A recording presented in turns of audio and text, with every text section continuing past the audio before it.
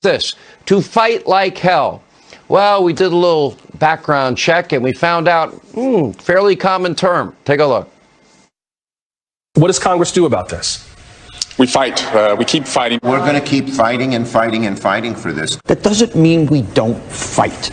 I think we have to fight harder than ever. We know this is going to be a hard fight. It's going to be a competitive fight. We should dream big, fight hard, and take back our country. This is a fight of our lives. Stand up and fight for the best of who we are. And I'm prepared to fight, and I know how to fight. But I'm ready for that fight. Increasing numbers of people are ready for that fight. Stand up and fight for democracy. I will fight every day until he is impeached. There's only two ways to win a fight. You can win a fight through submission or through exhaustion. We can't just imagine a better future. We've got to fight for it. We continue to fight for a progressive agenda in our future. That's what we're fighting against when we fight Republicans in Congress who don't want to pass legislation now. This is time for every single one of us to get up and fight for our country. This new freshman class in Congress has got to come in and really set the agenda and fight. And Obama said, if they bring a knife, we bring a gun. Keep in mind, what you just saw pales in comparison to the violent rhetoric from several top Democrats, although many Democrats have made similar comments. We start with Chucky Schumer. He physically threatened two U.S. Supreme Court justices right on the steps of the United States Supreme Court building based on his standards. Chuck Schumer needs to be impeached. Republicans, you ought to put forward the articles.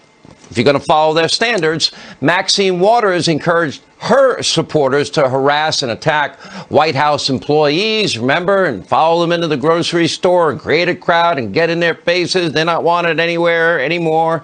And don't forget, she also said, I'm going to take Trump out tonight. That sounds like a threat of murder. Joe Biden openly fantasizing about taking a sitting president, Donald Trump, behind a gym and beating the hell out of him. That sounds like a threat. Sounds insurrectionist.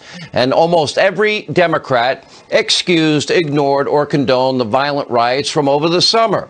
So let's focus now on applying these same standards to all of these Democrats, and we'll start tonight with one person in particular. Now, remember days after a Minneapolis precinct was burned to the ground, and then the violent riots that ensued, and they were wreaking havoc on multiple cities, including Minneapolis. And then Senator Harris said, they're not going to stop. And everyone, you beware. They're not going to stop. Remember, police precinct was just burned down. Remember, they were just in the middle of rioting. They're not going to stop before the election day in November. They're not going to stop after Election Day.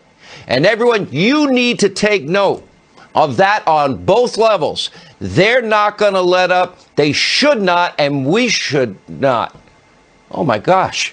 Wow, to that end, well, Kamala Harris even promoted a bail fund to get violent rioters involved in the insurrection out of jail. According to a brand new FoxNews.com report tonight, one accused rioter was bailed out twice thanks to this fund, the one Kamala Harris supported.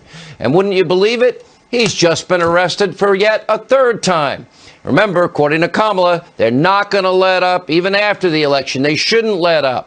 Vice President Harris was clearly calling for insurrection. Is Vice President Harris not guilty of incitement? If we apply the Democratic Party standards and she's actually in office, well, you can actually have a real impeachment, one that's constitutional. She can be removed from office, and John Roberts will have to preside. Now, will congressional Democrats, the media mob, ever hold her accountable? Don't hold your breath. Or is the post-presidential impeachment show just one big political charade, as I'm saying? Republican members now need to apply the same standards to all elected officials. That's